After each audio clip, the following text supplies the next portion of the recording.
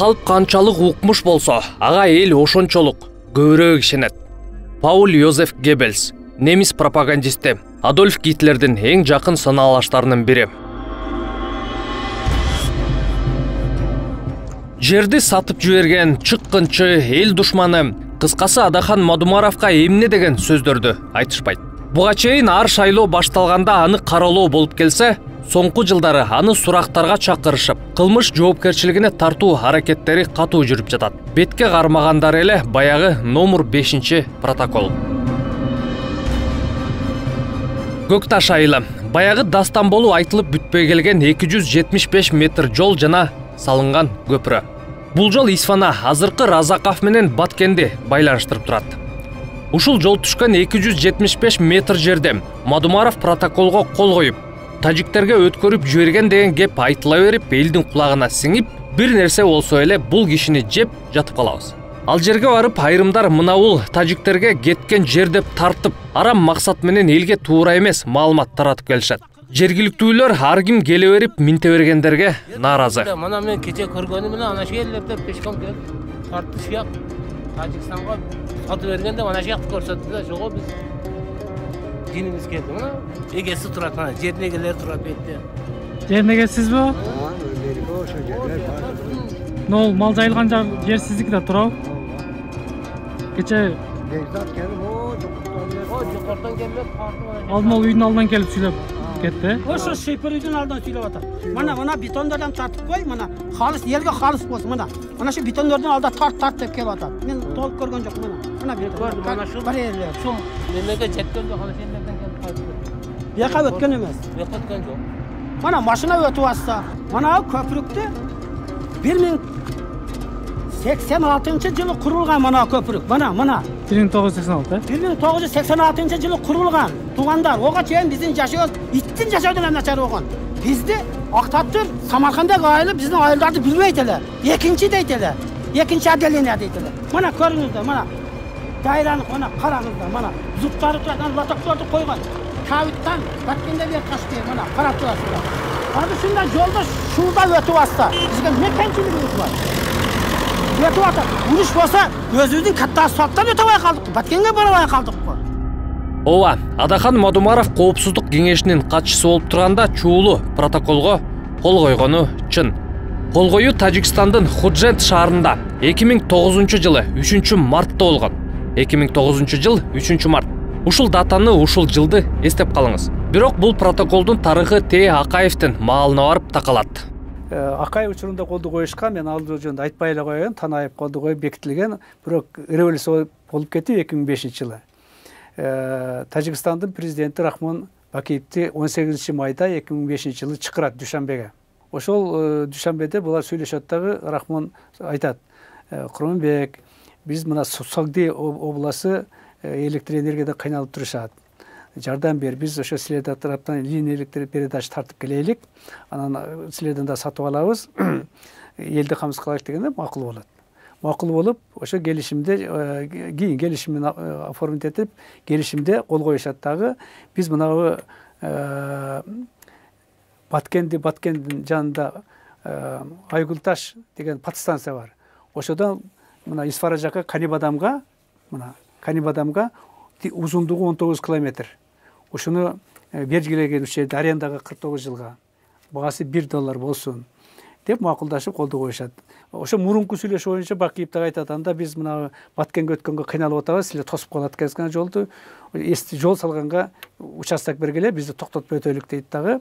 Алар дагы макул болуп, мына Сурк деген айылдын түндүгүнөн 3,5 километр аянты 5 гектар жерди эстакадалуу жол салып алга деп бермек болушат дагы. Ошону менен бирге биз сураганбыз, жана Айгулташ подстанциядан Сүлүктүгө Самат деген подстанцияга чейин электр линия передач бизде тартабыз. Ошо мына жерден өткөргөнгө бир 300 метрдей кыскартылган жол менен деп ал дагы макулдукту берет.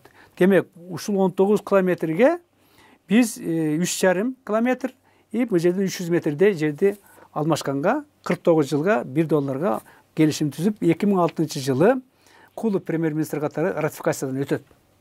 Тияктан да өтөт, биз тараптан да өтөт да. Демек, бул бекилет да булар бериш керек болчу. Тилекке каршы булар бербейт. аткарбайт милдеттерин 3 жыл созушат. Акыры жолду куруу керек болгон. Эмне кылабыз деп отуруп, бизден ошол кездеги өкмөт, тактап айтканда Транспорт министрлиги коопсуздук кеңешине кат жолдойт. Ал кезде коопсуздук кеңештин катчысы Токон Мамытов болгон. Ага министрлик башталган Ош-Исфана жолун куруп бүтүрүшүбүз керек деп 2 вариант менен кайрылат. Биринчиси тоо ташты аралап, сууларды басып өтүп, айланма жол курушубуз керек. Эң оболуусу жол тажиктердин аймагы аркылуу өтөт деп жазат.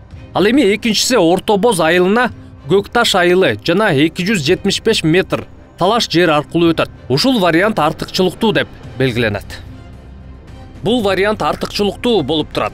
Биринчиден жол Кыргызстандын аймагы аркылуу эски жол менен барып, узундугу 275 метр болгон Кыргызстан менен Тажикстандын ортосундагы талаштуу тилке аркылуу өтөт. Экинчиден жол Кыргызстандын аймагын коргоодо бекем тосмо болуп, башка региондор менен бириктирип турган тийиштүү автотранспорттук байланыштарынын жоктугунан улам болуп жаткан Кыргыз Республикасынын жергиликтүү тургундарынын агылып кетишине жол бербейт. Бул кайрылуу 2008 жылы 4 апрелде жазылган. Мадумаров кол койгон протоколго чейин 1 жыл башта. Ушул экинчи вариантты ишке ашырышыбыз керек деген катка ошол кездеги министр Нурлан Сулайманов кол коёт. Ушул эле жылы Рахмон Бакиевди Тажикстанга чакырып, эки өкмөттүн ортосунда келишимге кол коюлат. 16 майда 2008 жылы Хуженко дагы Бакиевди чакырат. Максаты бир эле ушуларды алмаштырыш.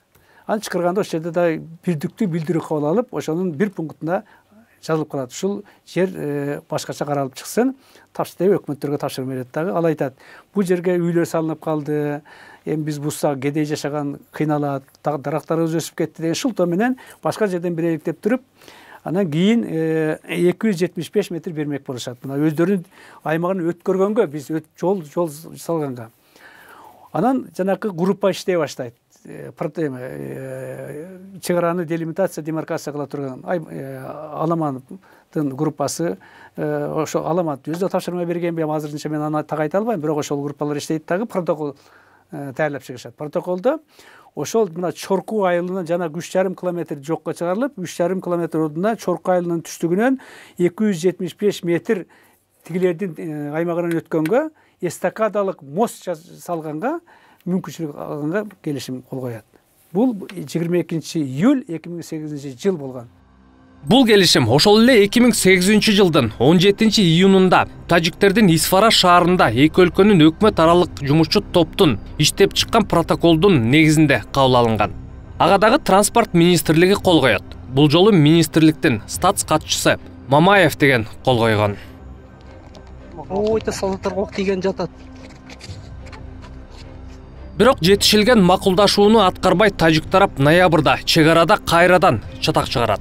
Чатакты басууга ошол кездеги коопсуздук кеңешинин катчысы болуп турган Адахан Мадумаровду Бакиев Тажикстанга жөнөтөт. 12 киши менен өзү 13 болуп барат. Ал жерде жол министри, тышкы иштер министринин орун басары, Аламанов, губернатор, аким, айыл өкмөтү ошолор барып чогулуп 12 киши барып Баткенде, алардан Азимов келет, секретарь совет безопасности сүйлөшөт дагы. Ошондо булар 16 протоколго кол коюшат. Эми мен көп жерде айтып атам, дагы кайталап коеюн, сен элге жалпак тил менен айтканда түшүнөт экен да, атак түшүнбөйт.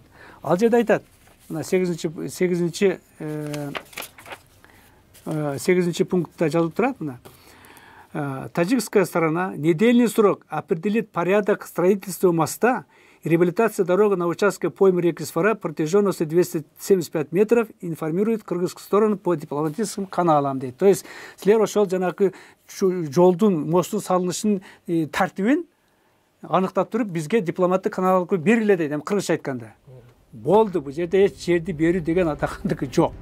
Исмаил Исаков айтып жаткан протокол баягы чуулуу 5-протокол эмес.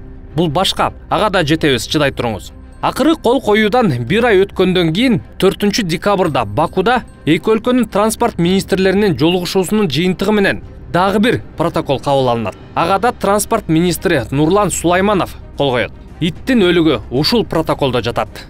Кыргызстан менен Тажикстандын транспорт жана коммуникациялар министрлеринин жолугушуусунун протоколунан тараптар Еврокомиссиянын Тажикстан Республикасындагы өкүлчүлүгүнүн айтылган позициясын жактырышты. Жана бул катты эске алуу менен Кыргызстандын аймактык автожолун Тажикстандын аймагы аркылуу өткөн узундугу 275 метр участагына курууну улантууну макулдашты.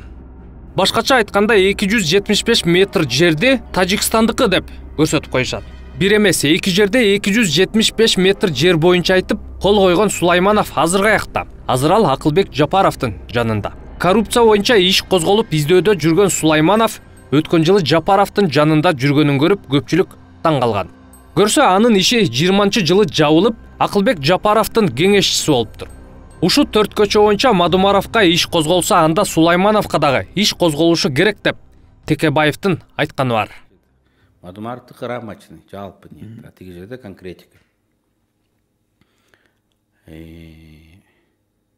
Ушунун өзү Соромай Жээнбектин убагында. Бирөөнө иш козголот, экинчи Сокемден колтугунда жүрүп аны колдоп жүрөт. Ага ыраазы болгон Сокем бийликтин партиясынын бирине кошуп, Кыргызстан партиясына аны депутат кылам деп аракет кылат. Орусча айтканда двойный стандарт. Ушул эле маселе бүгүнкү президент Садыр Жапаровдун убагында козголот. Ага жардам берген Сулаймановго эч нерсе айтылбайт. Ага оппонент болуп чыккан Мадумаровго кайра дагы иш козгойбуз деп чыгат. Сулайманов тескерисинче Акылбек Жапаровго кеңешчи болуп дайындалат. Сулаймановдун уулу Атажут Кыргызстан партиясынан кандидат болуп, депутат болду болбоду билбейм, мен 5-нче болуп калат жакында. Орун бошосо. Парламенттик шайлоого катышат. Ушунун өзү окуя бирөө. Ошонун катышуучусу болгон эки адамга эки башка мамиле. Бул кош стандарттуулук деп аталат. Ошондон улам Мадумаровго мындай иш козгойбуз, камайбыз деген аракетте мен саясий мотивы бар деп эсептейм. Сулаймановдун уулу Элдар Сулайманов депутат болгон. Азыр жогорку кеңеште отурат. Эми 2009-жылы 3-мартта Мадумаров кол койгон протокол боюнча Исмаил Исаков протокол кандай жагдайда кол коюлганын ачыктады. Айтымында тажик тарап буга чейин жетишилген макулдашуулардын бирин дагы аткарбай, 2009-жылы жазда кайрадан тополоң чыгарышат. Эмнеге тополоң чыгара беришкенин кийинчерээк сөз кылалы. Ошол Чырчатакка Бакиев кайра Мадумаров баштаган делегацияны жөнөтөт. Ошентип чуу болуп жаткан протоколго кол коюлат. Ал протоколду айтат. Кыргыз тилинен айтканда, жанакы бере турган жериңерди белгиленген мөөнөттө, тартипте бергиле. Таджикской стороне установленном порядке решит вопрос о передаче в аренду кыргызской стороне участка дороги по реки Исфара протяженностью 275 метров сроком на 49 лет за символической платы. Деп баякы бекитилген платалар 49 жылга $1 деп. Ал келишимде ратификация болуп калган. Экинчи обеспечение беспрепятственного доступа персонала техники, который осуществляет строительство дороги деп. Болду. Бул жерде берүү жок, кайтып айтат, бере турганыңарды бизге аныктап тактагыла деп. Эми ушунун негизинде 24 декабрда 2009 жылы Ошто жол министри Сулайманов өкмөттүк келишимге кол коет. Жана 270 метрди өссүн деп кол коюп, анан тилекке каршы 2010 жылы дагы бизде революция болуп кетет дагы, жаңы бийлик келет. 10 майда 2011 жылы Атамбаев Алмаз ал убакта премьер-министр, Исаков мырза, мени бир фамилия окшош, жол министри, ошолор Атамбаевдин колу менен ушул келишим ратификация болсун деп комитетке келет. Анда мен комитеттин төрагасы. Мен окуп чыгып бар иликтеп, муну аткарган жок, тигини аткарган жок, ушунча чатак чыгарышты, экинчи жок дегенде линия электр передача бергенге барган жок, бул улуттун кызыкчылыгына жооп бербейт. Жанакы ушул келишимди түзгөндөрдү, ошого барган протоколду жазгандарга жоопко тартылышын каралсын, бул атка кайтарылсын деп туруп чечим чыгарып бергенден кийин ал атка кайтат. 2014 жылы Бабанов муну атка тартып алат. Демек маселе жок. Дагы бир кызыктуу жагдай. Мыйзам боюнча келишим протоколдор катталып, Юстиция министрлигинин базасында болот. Өткөн жылы депутат Айбек Осмонов Адилет министрлигине 3 март 2009 жылы Мадумаров кол койгон протокол тууралуу маалымат сурайт. Ага министрлик сиз сураган протокол нормативдик укуктук актылардын мамлекеттик реестринде жок деп жооп берет. Эми жок деп жаткан протоколду биз кайра бар кылуу аракетибиз берки кошуналарга майдай жагып жаткан жокпу деген суроо туулат. Мына деп эле көрсөтүп туруп алат экен. Бир нече жолу көрсөттү. Өткөндө Астанадан дагы 3 тараптуу жолугушууда да көрсөттү. Мына монтип кол коюп берип коюлуп аткара бербейт деп. Дагы бир маанилүү бир нерсени Коопсуздук кеңешинин катчысы Токон Мамытов дагы айтканы бар. Ал 4 көчө боюнча тилке эки тараптуу макулдашуулардын биринде тажик же кыргыз тараптык эмес, делимитация жана демаркация иштери башталганга чейин талаштуу жер бойдон кала берет деген жер бар экенин белгилеген. Эки президенттер жолугуп, анан ошол жерде өкмөттүн токтомуна өзгөрүүлүк кирип туруп, анан ошондо секретар совбезтерге тапшырыптыр, ушуга кол коюп, жолугуп кол коюп, бул жерлерди бири-бириңерин 49 жылга деп. Бирок бир нерсе, ошол мыйзамда кыргыз тараптын сунушу менен бир нерсе 6-чы беренесине катталып кеткен. Эки мамлекет бирин-бирине кийин чек ара сүйлөшүүлөр жүргүзгөндө, делимитация, демаркация жүргүзүп атканда ушул келишимге мындай шилтөөгө болбойт деп. Мына 45-49 жыл калдың, бер менин жерим, сенин жериң деп. Сүйлөшүп бүткөндөн ким көтсө, ошого өтүп кетсин, ким көтпөсө ошого калсын деп атайын укук коргоо органдар 10-жылы, 15-жылы, 19-жылы ушундай жыйынтык чыгарган. Муну мен эмес, башка бирөөлөр эмес, бул укук коргоо органдар атайын ошол кезекте бийликтер тапшырма берип, ушундай укук чыгарганда, ушундай корутунду чыгарган. Мен ошону эле тастыктап коюп эле элге ачык эле айтып коеюн деп атам да. Мына ушундай. Эми тажик тарап дал ушул тилке боюнча чыр чыгара бергенинин эң башкы себеби мындай. Төрт көчө деген расмий аталыш эмес. Ал тажик менен кыргыз тараптын жолдорунун кесилиши. Жаңы жол салынгыча башкы жол алардыкы болуп, алар кесилишти көзөмөлдөчү. Жаңы жол салынганы негизги трасса биздики болуп калган. Муну коңшулар кеч түшүнүп, чыр чыгарып келгени дагы ушундан. Ошол убакта туура чечим болгонун Баткендин чек ара башкармалыгынын башчысы Саитжан Эратов дагы белгилеген. Ушул документтерге кол коюлуп атканда, ушул процесс жүрүп атканда ошондо мен Адахан Мадумаровдун ошол кездеги аткаминерлер менен бирге жүрүп, ошол исторический моменттердин күбөсү болгонмун да. Анан өзүм жеке оюм, бул жерде ошол кезде эч бир кыргыздын аткаминери менмин деген чиновниги бизде жол салынып аткан билесиздер, Кытай China Road деген компаниясы Баткенге 25 километр Баткен, Актатыр, Ортобоз, Актатырды 25 километр жол салып аткан. Именно ошол 275 метр жерге келгенде эч бир жетекчи өзүнүн мойнуна ошол жоопкерчиликти алган эмес. Бир гана мен эркекмин, мен чиновникмин деп Адахан Мадумаров мойнуна алган. Мен өзүм көргөн нерсени айтып атам.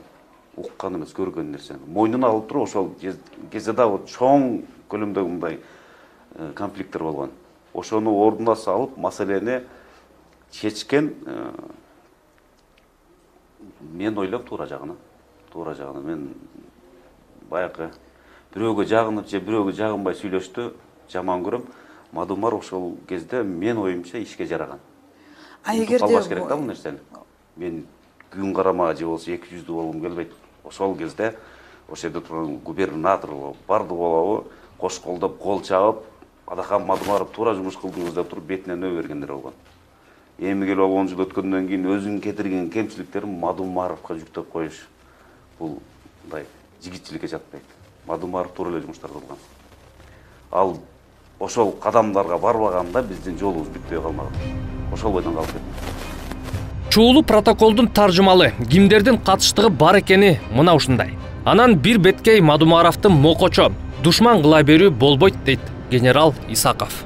Адаханды сен жерди берип койдуң, кыянаттык кылды мамлекетке деп Адаханды бир жерде мына бери ал кайтып айтып атат, бере турган жериңерди белгиленген тартипте айтып бергилегин дегенди тетиринче көрсөтүшүп, элге туура эмес маалыматты беришип, жаманаттык кылган. Кеп азыр Адаханды эмес, кеп Адаханды коргоду эмес, кеп подходту ал Адахандын ордуна эртең ошол азыркы мактап аткандар, колдоп аткан өздөрү болуп калышы ыктымал. Кеп маселеде болуп атат да, мен ошол маселени билген адам катары айтпай койсом, бул Кудай деле эртең жазалайт, айтат, Исмаил Сакыш ушуну билип туруп жок дегенди айтып койбойсузбу деп. Анан бул элге ушундай манипуляция кылып айткан жанакы Геббельстин сөзү эске түшөт да. Чалганды канчалык апыртып айтсаң, топтолгон эл ошончолук көңүлдүү ишенет деп. Мына биздикилер көңүлдүү ишенип кетип атат. Ушу колду койгон экен, саткан экен, бул жазага тартылсын деп түшүнүшпөй. Эртең өздөрү ошондой болуп калышы ыктымал. Эгер мындай да фракциянын жетекчиси, чоң партиянын лидери, элдин арасында кандайдыр бир авторитети бар инсан ошонун үстүнөн ушундай нерсени жасап атса, мен ойлойм эртең мына биз окшогондор, карапайым жарандарыбыз, аларды осы жанагы кумурсканы баскандай эле, чиркейди минткендей эле мынтип атышат да, туурабы? Аны кепилдик бере албайт. Ошондуктан бул маселе туура эмес болуп атканда, азыр президент үнүн чыгарыш керек дагы, токтотуш керек. Себеп дегенде президент бул жарандардын укуктары менен эркиндиги кепилдиги, экинчи мамлекеттик бийлик менен элдин ортосу биримдигин камсыз кыла турган эң жогорку бийлик адамы.